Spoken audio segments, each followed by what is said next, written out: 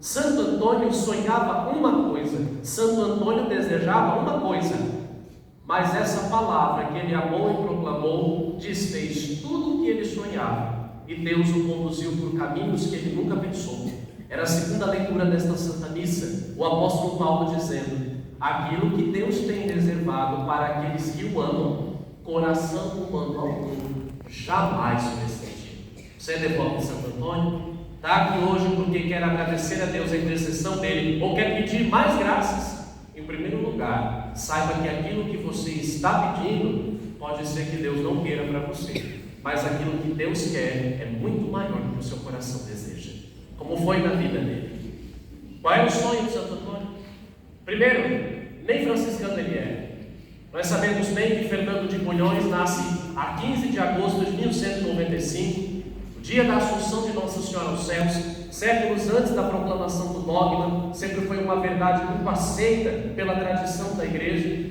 E no dia em que Santo Antônio veio ao mundo, entra também na história da Igreja e da humanidade essa figura que hoje passa aos nossos corações.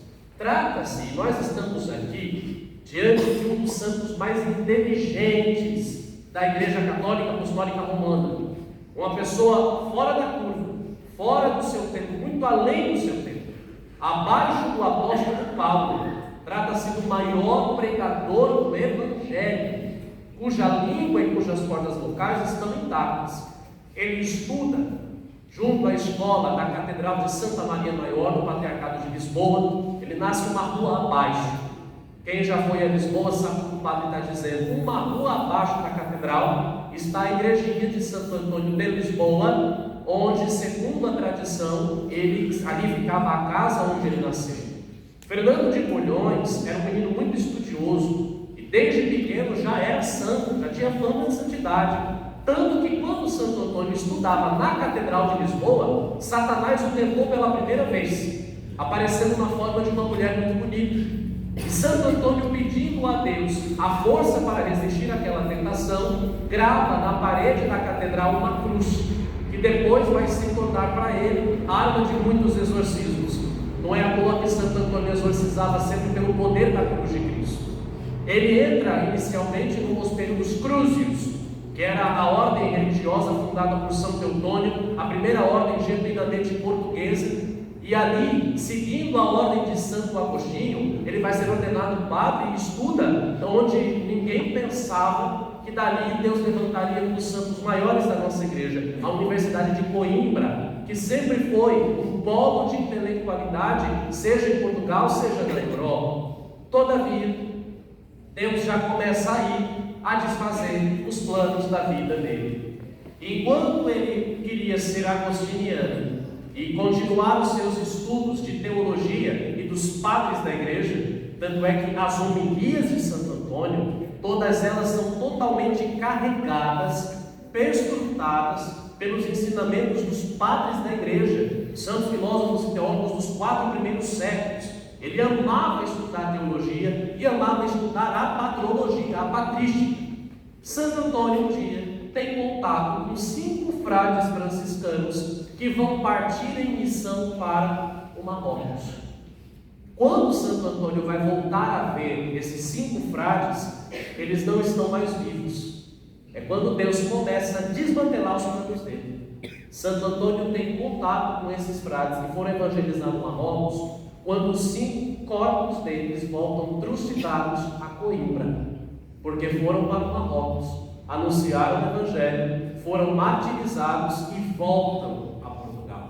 É quando Santo Antônio sente também o desejo de ele mesmo tornar-se franciscano, para que, indo ao Marrocos, morresse mártir. Que coisa linda!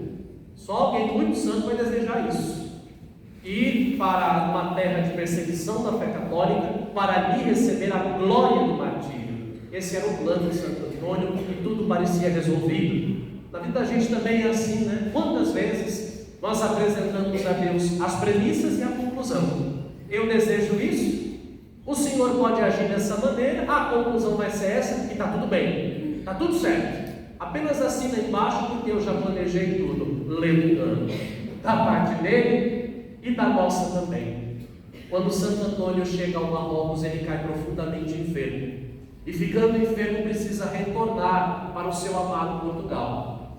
No entanto, na viagem de volta, uma tempestade força o navio a atracar na Sicília. Vejam, ele vai para Marrocos, não dá certo. Ele tem que voltar a Portugal e nem a viagem a Portugal dá certo.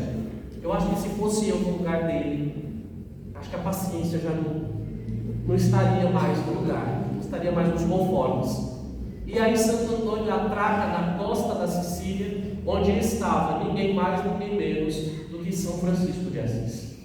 Ali estavam reunidos todos os frades menores. No último capítulo da última reunião dos frades, participada pelo glorioso São Francisco, ali ele já deixa de ser chamado de Fernando de Bulhões, e em homenagem a Santo Antão, adota o nome de Antônio, Frei Antônio de Lisboa.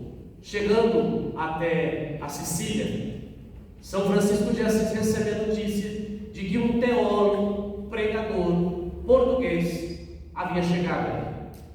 Inicialmente São Francisco não vai para cá de Santo Antônio, porque a teologia fazia muito mal à igreja naquela época. E aí São Francisco começa a destinar os frades para várias missões, até que finalmente Santo Antônio fica de canto e não recebe nenhuma missão, nem de São Francisco, nem dos superiores. É quando o superior de Monte Paulo, um convento do norte da Itália, chama Santo Antônio para que vá até lá com ele. Você é padre, estamos precisando de alguém para rezar missa, porque no nosso convento só tem irmãos. E ele vai para Monte Paulo, e chegando em Monte Paulo, ele vai exercer os ofícios mais humildes no convento. Veja, trata-se de um teólogo renomadíssimo, de uma das pessoas mais inteligentes, mas que num dado momento da sua vida precisou ficar calado, abandonado à providência de Deus. Quis tanta coisa, sonhou tanta coisa, almejou tanta coisa, e a palavra de Deus desmantelou tudo, porque Deus queria coisas maiores. Hoje nós, devotos de Santo Antônio, olhando para a vida dele e para o poder que teve a palavra de Deus, também queremos pedir no começo desse dia tão bonito: Senhor, desfaz os meus planos. Você tem essa coragem de dizer a Deus isso hoje, nessa missa das 7 horas da manhã? Desfaz também os meus planos, Senhor. Se não forem para a tua glória, e se não forem para a minha salvação, desfaz o que eu quero, que prevaleça na minha vida a tua vontade. Isso é santidade. Isso é ser devoto de Santo Antônio. Antes de pedir qualquer graça, antes de pedir casamento, antes de pedir desencalhe, a gente pede o poder dessa conversão, o poder desse abandono total à palavra de Deus. E aí, quando Deus tem alguma coisa reservada para nós, na hora certa, no lugar certo e no tempo certo, Deus faz acontecer. E assim foi na vida dele. Estava lá no convento de Monte Paulo, quietinho. Qualquer pessoa no lugar dele se sentiria humilhada. Nossa, sou uma das pessoas mais inteligentes da igreja, e estou aqui lavando banheiro, arrumando sacristia, limpando cozinha, descascando batata e rezando uma missa ou outra. Poderia eu estar pregando, anunciando tanto, e ele humilde no convento de Monte Paulo. Vocês sabem da história. São convidados para uma ordenação, o pregador falta, que era um dominicano, e aí dizem o seguinte: já que é para passar vergonha, coloca o Frei Antônio. Mais outro engano da parte de quem mandou fazer isso, porque quando ele sobe ao púlpito e abre a sua boca pela primeira vez, aquilo que nós cantávamos hoje no Salmo Responsorial se torna testemunho para todos. Proclamei toda a vossa verdade, Senhor. E aí a gente vê, mais uma vez, quando Deus tem alguma coisa para nós, Deus se encarrega de encaminhar tudo para que se realize. Amém? Que foi o que aconteceu na vida de Santo Antônio. Na hora certa, aquela luz que Deus havia suscitado, aquela cidade que Deus havia colocado em cima da montanha, aquele a quem Deus havia tornado sal, o Senhor faz com que a voz dele seja conhecida. E aquela homilia que ele faz, dá graça a Santo Antônio de ser nomeado o primeiro pregador da ordem franciscana. E aí São Francisco, que inicialmente não tinha ido muito com a cara dele, manda um bilhetinho para Santo Antônio: me agrada muito que ensines teologia aos frades. Vocês percebam como os caminhos de Deus são? na hora certa, aquilo que Deus tem reservado se realiza. São Francisco, que diz isso, não foi com a cara dele, acaba permitindo que em Bolonha ele ensine a teologia aos frades menores. E aí nós sabemos todos os milagres que acontecem em decorrência do Evangelho. Na vida de Santo Antônio, o seu processo de canonização foi um dos mais rápidos da igreja.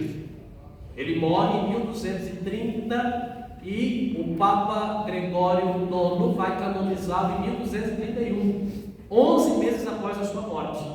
E no processo da canonização de Santo Antônio, são relatados pelo menos 53 milagres feitos em vida, o que lhe rende o título de maior santo taumaturgo da Igreja Católica. Taumaturgia é uma graça que Deus dá a alguns santos para que realizem milagres em vida. Nós sabemos bem de vários. Ele pregando aos peixes que não queriam escutar, onde uma cidade que ninguém queria escutar, ele vai até a beira do rio, pede aos peixes que escutem, e os peixinhos, colocando a cabeça para fora da água, escutam o Evangelho. A mula do herege na França, que não acreditava, o herege não acreditava na Eucaristia, e quando Santo Antônio desce com Jesus sacramentado, a mula se prostra em adoração. Uma criança que estava morta em um dia, também numa homilia, aconteceu um dos milagres dele. A gente não sabe disso. Uma vez Santo Antônio estava pregando, e vejam, na homilia acontece milagre, né? Quando você participa da missa com o coração aberto, a palavra entra como uma faca de dois gumes, como vai dizer a palavra de Deus, como vai dizer a Sagrada Escritura. Quando você está na missa sentado e você presta atenção na homilia, você recebe graças de conversão, graças que mudam sua vida para sempre. E Santo Antônio sabia disso. Fazendo uma homilia uma vez, entrou um homem caminhando dentro da igreja, né? Eu falava disso domingo, na missa de Pentecostes. Quando a gente está rezando, quantas e quantas vezes Satanás vai nos importunar. É uma abrição de boca, é a bebeção de água, é a ida no banheiro. E Santo Antônio pregando, um homem estava sendo profundamente convertido, quando um outro veio caminhando no meio da homilia e entregou para ele um bilhetinho. Santo Antônio para a homilia e fala: o seu filho não morreu. Era Satanás que estava entregando um bilhete para impedir a conversão daquele homem, e no bilhete estava escrito: o seu filho morreu. E Santo Antônio fala para ele: pode ficar calmo, presta atenção na homilia, abraça a graça da conversão que Deus está te dando, porque o seu filho não morreu. Do andão, ele já viu aquela graça e imediatamente já impediu. Vejam, os milagres que Santo Antônio realizou e realiza, todos eles têm um só fundamento. Está vendo, irmão? A palavra de Deus. E a maior graça que nós temos hoje, que essa palavra, que teve poder e força de desfazer todos os planos de Fernando de Bulhões e de Antônio, também desfaça tudo aquilo que na nossa vida não for vontade de Deus, e que não os nossos planos, não as nossas graças, não os nossos sonhos, mas os planos de Deus, as graças de Deus e os sonhos de Deus se realizem na nossa vida. O Frei Gilson, muita gente gosta, tem, eu também, tem uma música que fala: deixa Deus sonhar. Então é isso que a gente pede hoje, por intercessão de Santo Antônio. Deixemos Deus sonhar em nós, como Deus sonhou na vida desse homem, e porque Ele permitiu. Vejam onde Deus o levou. Se Santo Antônio não tivesse deixado a providência de Deus e o poder do Evangelho desfazer tudo o que ele sonhava, nós não estaríamos aqui 800 anos praticamente depois da sua morte, celebrando. Morreu em 1230, então nós estamos nos encaminhando para os 800 anos da morte de Santo Antônio. Se ele não tivesse permitido que toda essa conversão acontecesse, hoje nós não estaríamos aqui. Onde Deus quer nos levar? Só Ele sabe. Só que aquilo que Ele quer nos levar, aquilo que Ele tem reservado para nós, só vai acontecer se, como Santo Antônio, nós também permitimos que o poder do Evangelho que experimentou Santo Antônio na sua vida, nós experimentemos também. Muita coisa a gente quer pedir hoje, mas em primeiro lugar pedir isso. Vem sonhar em mim, Senhor. Me dê a graça de amar o Evangelho, de ser cheio do Espírito Santo e de permitir que na minha vida o Senhor opere as mesmas graças e milagres que o Senhor operou no coração de Santo Antônio. Nós agradecemos a Deus também por ter lutado como padroeiro a nossa cidade de Osasco. É um orgulho da nossa cidade, de nós católicos, de termos um santo tão grande como padroeiro. Bento XVI e Francisco diziam que é o santo mais querido da Igreja Católica, o santo mais popular, o santo mais conhecido. E hoje quem vai a Pádua sabe disso. Não é apenas em Pádua que ele é venerado, mas em todo o mundo. Nós sabemos bem da história que de todos os restos mortais de Santo Antônio, tudo se decompôs. Mas a sua língua, sua mandíbula, suas cordas vocais e os seus dentes estão intactos. Por quê? Porque foi o aparato que ele usou para anunciar a palavra. Quando Deus nos chama, o que é que vai ficar? Dele ficou a língua, porque ele amou a palavra. Meu e seu, fica o quê? Nós só deixamos nessa terra aquilo que fazemos de bom para Deus. Aquilo que fazemos de bom para abraçar os planos do Senhor. Que Santo Antônio possa interceder a Deus por nós, seus devotos, interceder pela nossa diocese de Osasco, que o tenha honrosamente como seu protetor, por todos nós munícipes, por nós sacerdotes. Nós pedimos muito a Santo Antônio que interceda pelo clero da nossa diocese. Eu particularmente agradeço muito a ele por tantas vezes na minha vida me ter ajudado. Quando eu entrei no seminário, meu pároco de origem dizia para mim: pede a intercessão de Santo Antônio para os seus estudos e para quando você for padre, você ser um bom pregador, para você saber fazer boas homilias. E ele me deu um santinho com a imagem de Santo Antônio que eu carrego dentro dos livros que eu preparo as minhas homilias. E todo final de semana, quando eu vou preparar a homilia do domingo, é Santo Antônio quem está frente a frente comigo. Eu peço a ele que interceda não só por mim, mas por todos os nossos padres, pelas nossas gargantas, pelos nossos corações, para que amemos como ele a palavra de Deus e tenhamos a unção do alto, para que no anúncio do Evangelho alcancemos também muitas conversões para o Senhor. Obrigado, Santo Antônio, pela tua poderosa intercessão. Nós, teus devotos, te amamos e bendizemos a Deus por tantos méritos com os quais Pai, o Filho e o Espírito Santo te enriqueceram. Abençoa a nossa diocese, protege os teus devotos e protege também a nossa cidade. Deus não poderia nos ter dado padroeiro melhor. Que a tua língua milagrosa continue trabalhando por nós lá no céu. E nesse dia 13 de junho, em que a nossa cidade mais uma vez te mostra o quanto te ama e te venera, o Senhor derrame, como passou em tantos lugares derramando, ricas graças e ricas bênçãos de Deus. Que por tua intercessão, Santo Antônio, o Senhor, poderoso e onipotente, sonhe em nós e os seus sonhos e os seus planos se realizem na nossa vida. Amém. Viva Santo Antônio!